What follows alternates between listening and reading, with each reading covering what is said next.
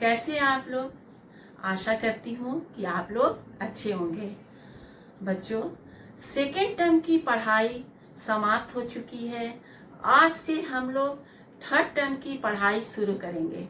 आप लोग का थर्ड टर्म के सिलेबस में हिंदी सेकेंड में जादुई कुएं लेसन 13 कहानी दिया हुआ है। आज हम लोग बुक से उस कहानी को पढ़ेंगे और समझेंगे। ठीक है बच्चों, अब हम चलते हैं बुक से कहानी को पढ़ने और समझने।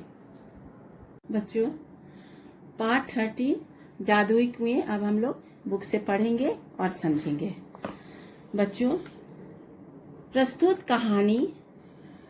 कहानी बुद्धि चातुर्य के लिए प्रसिद्ध है।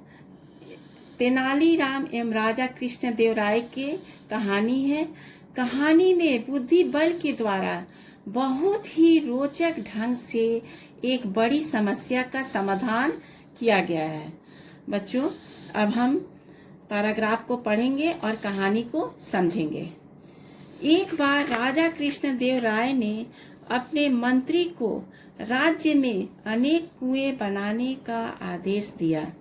गर्मियां पास आ रही थी, इसलिए राजा चाहते थे कि कुएं शीघ्र तैयार हो जाए ताकि लोगों को गर्मियों में थोड़ी राहत मिल सके। मंत्री ने इस कार्य के लिए शाही कोष से बहुत सा धन लिया। शीघ्र ही राजा के आदेशानुसार नगर में अनेक कुएं तैयार हो गए। इसके बाद एक दिन राजा ने नगर भ्रमण किया और कुछ कुओं का स्वयं निरीक्षण किया। अपने आदेश को पूरा होते देख वे संतुष्ट हो गए।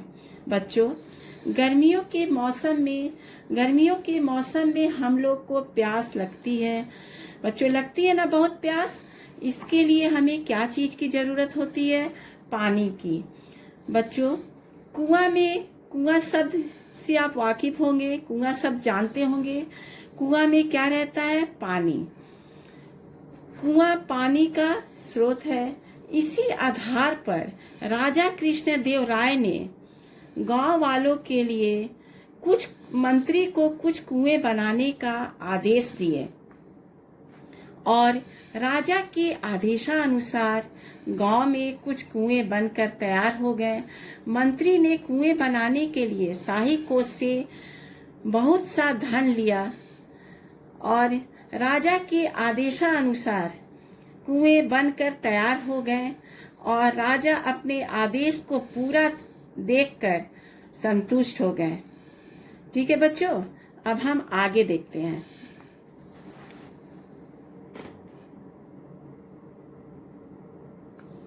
गर्मियों में एक दिन नगर के बाहर से कुछ गांव वाले तेनालीराम के पास पहुंचे।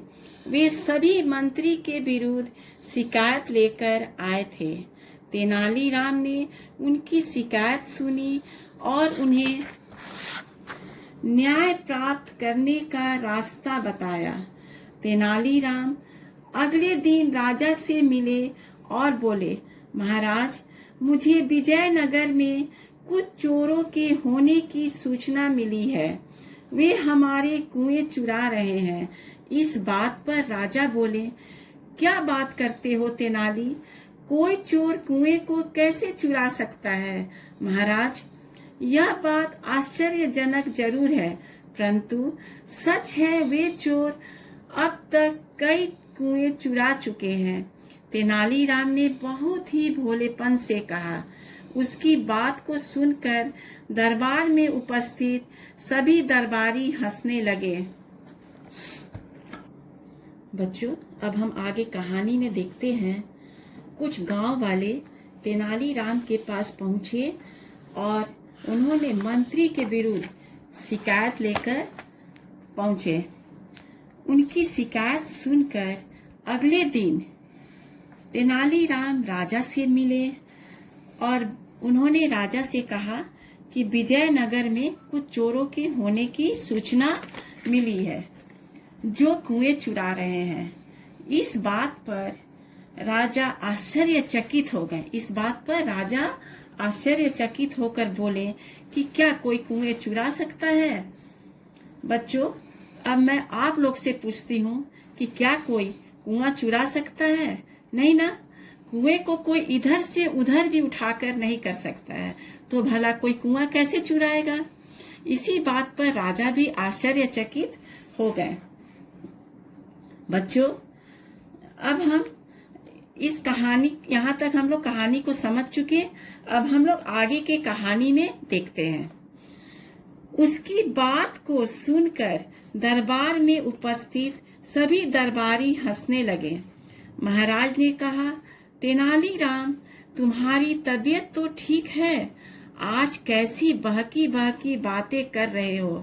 तुम्हारी बातों पर कोई भी व्यक्ति विश्वास नहीं कर सकता। महाराज, मैं जानता था कि आप मेरी बात पर विश्वास नहीं करेंगे, इसलिए मैं कुछ गांव वालों को साथ लाया हूँ। वे सभी बाहर खड़े हैं। यदि आपको मुझ पर विश्वास नहीं है तो आप उन्हें दरबार में बुलाकर पूछ लीजिए। वे आपको सारी बातें विस्तार पूर्वक बता देंगे। राजा ने बाहर खड़े गांव वालों को दरबार में बुलवाया। एक गांव वाला बोला, महाराज, मंत्री द्वारा बनाए गए सभी कुएं समाप्त हो गए हैं, आप स्वयं देख सकते हैं। बच्चों, इस पैराग्राफ में हम समझने की कोशिश करते हैं। कुएं की चोरी होने की बात सुनकर सभी दरबारी हंसने लगे। राजा को भी तेनालीराम की बातों पर विश्वास नहीं हुआ। इस पर तेनालीराम ने कहा, मुझे पता है कि कोई भी व्यक्ति मेरे बात पर विश्वास नहीं करेगा। बच्चों, आप ही बताइए, कुएं की चोरी होने की बात को सुनकर कोई विश्वास करेगा? कोई नहीं। बच्चों, मैं आपसे पूछती हूँ, क्या इस पर कोई भी ये बात को सुनेगा तो जरूर हंसेगा, कोई विश्वास नहीं करेगा। कुएं की चोरी होने की बात को सुनकर राजा भी विश्वास नहीं किए। इस पर तेनालीराम ने राजा से कहा कि आप गांव वालों को अपने दरबार में बुलाकर खुद ही पूछ लीजिए।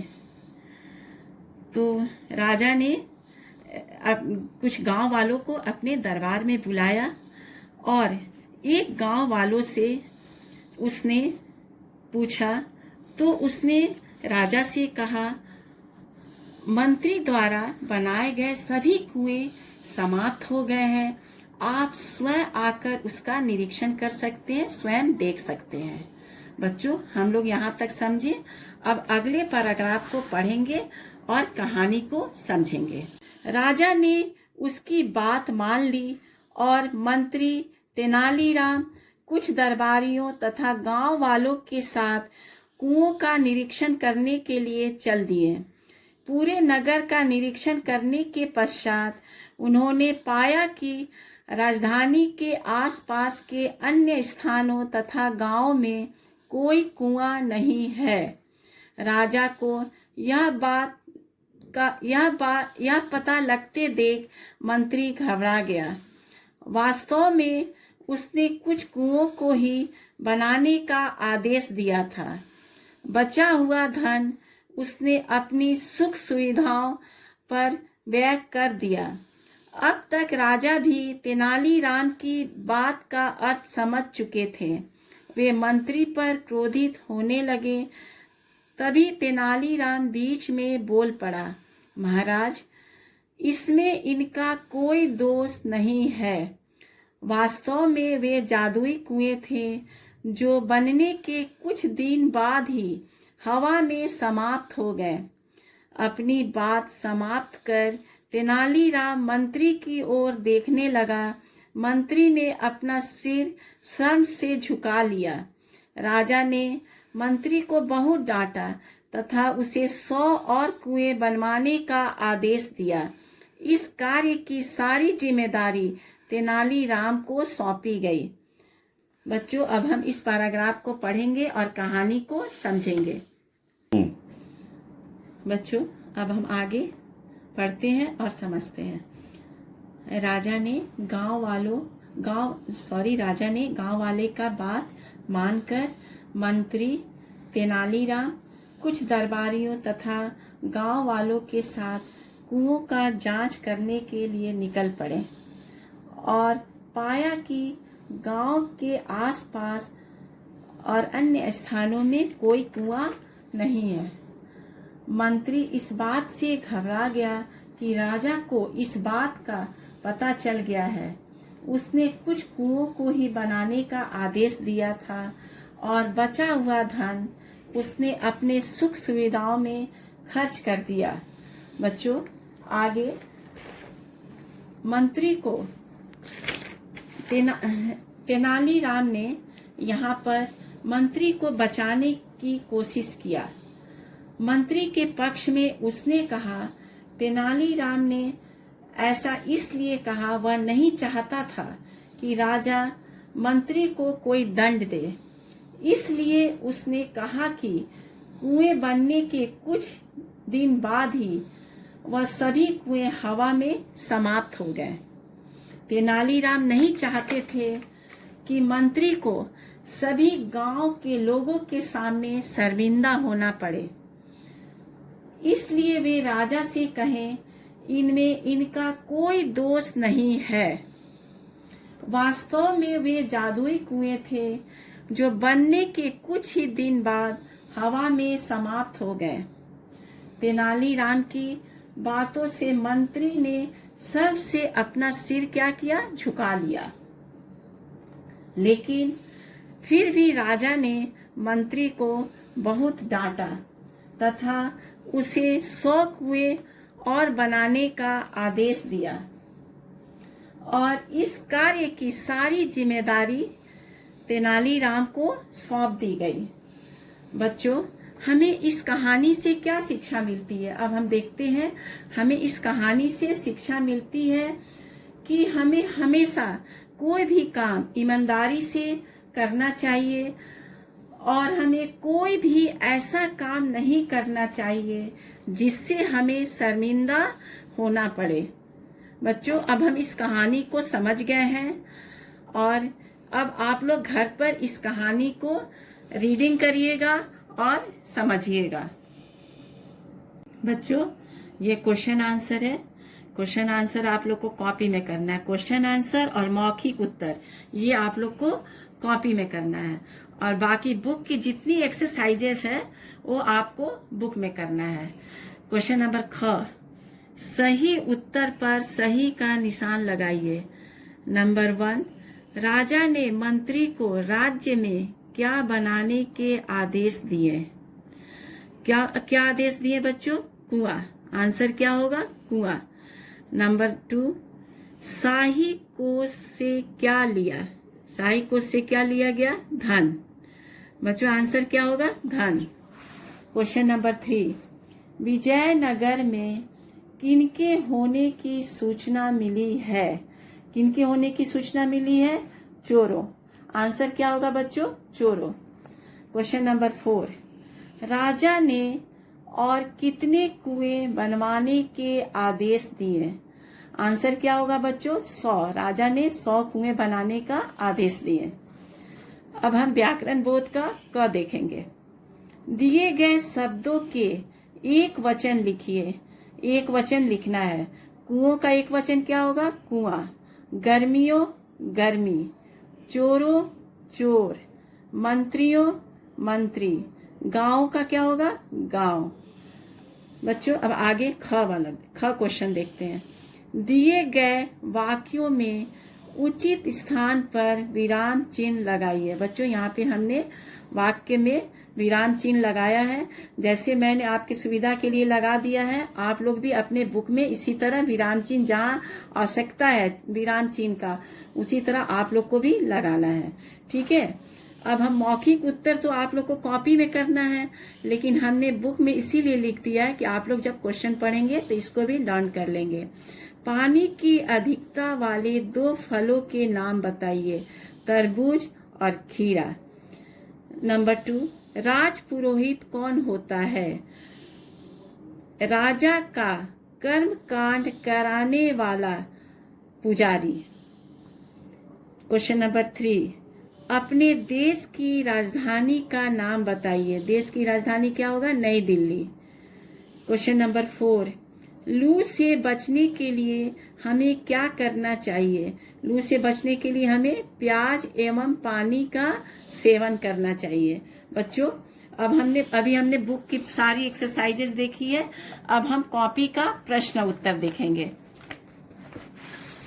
सबसे पहले बच्चों कॉपी में हम लोग डेट डालेंगे, उसके बाद थर्ड टर्म लिखेंगे, कारण कि ये थर्ड टर्म का लेसन है, इसीलिए थर्ड टर्म लिखेंगे। पार्ट 13 जादुई कुएं। सबसे पहले कठिन शब्द यहाँ पे 20 तक दिया हुआ है, इसको आप लोग को डिक्टेशन कॉपी में करना है। नंबर 1 मंत्री, नंबर 2 कुएं, नंबर 3 आदेश, नंबर 4 शीघ्र, 5 राहत, 6 शाही कोश, 7 भ्रमण, 8 निरीक्षण, 9 संतुष्ट, 10 तेनालीराम, 11 विरोध, 12 शिकायत, 13 महाराज, 14 सूचना, 15 दरबारी, 16 विश्वास, 17 विस्तार, 18 आश्चर्य, 19 व्यय, 20 जिम्मेदारी। बच्चों ये 20 वर्ड्स जो है इसको आप लोग को डिक्टेशन कॉपी में करना है। आगे ये वर्ड मीनिंग है, शब्द और अर्थ है, इसको आप लोग को हिंदी सेकंड की कॉपी में करना है। शब्द और अर्थ, शीघ्र का क्या होगा? जल्दी। राहत का क्या होगा? आराम। शाही कोष का क्या होगा? सरकारी खजाना। भ्रमण घूमना, निरीक्षण जांच करना, व्यय का क्या होगा? खर्च। बच्चों अब आगे हम मौखिक प्रश्न उत्तर देखते हैं। प्रश्न 1, पानी की अधिकता वाले 2 फलों के नाम बताइए। 2 फलों का नाम तरबूज और खीरा। प्रश्न 2, राज पुरोहित कौन होता है? उत्तर, राजा का कर्म कांड कराने वाला पुजारी। प्रश्न 3, अपने देश की राजधानी का नाम बताइए। अपने देश की राजधानी क्या होगा? नई दिल्ली। प्रश्न 4, लू से बचने के लिए हमें क्या करना चाहिए? लू से बचने के लिए उत्तर, प्याज एवं पानी का सेवन। बच्चों अब हम प्रश्न उत्तर देखेंगे। प्रश्न 1, राजा कृष्ण देव राय ने मंत्री को कुएं बनाने का आदेश क्यों दिया? उत्तर, राजा कृष्ण देव राय ने अपने मंत्री को राज्य में कुएं बनाने का आदेश दिया क्योंकि गर्मियां पास आ रही थी। इसलिए राजा चाहते थे कि लोगों को गर्मियों में थोड़ी राहत मिल सके। प्रश्न 2, राजा ने निरीक्षण में क्या पाया? उत्तर, राजा ने निरीक्षण में पाया कि राजधानी के आसपास के अन्य स्थानों तथा गांव में कोई कुआं नहीं है। प्रश्न 3, तेनालीराम राजा के पास क्या शिकायत लेकर गए? उत्तर, तेनालीराम राजा के पास कुएं चोरी होने की शिकायत लेकर गए। प्रश्न 4, गांव वालों ने दरबार में क्या कहा?